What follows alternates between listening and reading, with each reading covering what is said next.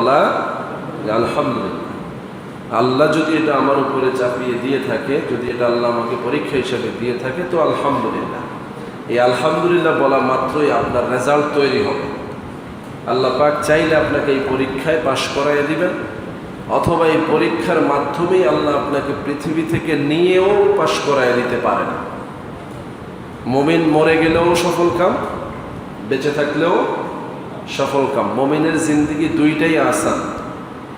বেঁচে থাকলেও সে আল্লাহর উপরে তাওয়াক্কুল নিয়ে বেঁচে থাকবে, মরে গেলেও সে আল্লাহর উপরে তাওয়াক্কুল নিয়ে, ঈমান নিয়ে মরে যাবে।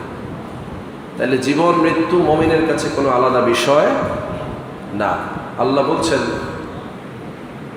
আল্লাযী খালাকাল মাউতা ওয়াল হায়াতা লিয়াবলুয়াকুম আইয়ুকুম আহসানু আমালা, যে আমি মানুষের জীবন এবং মৃত্যু এই দুইটাকেই সৃষ্টি করেছি এজন্য যে পরীক্ষা করব তারা নেক আমল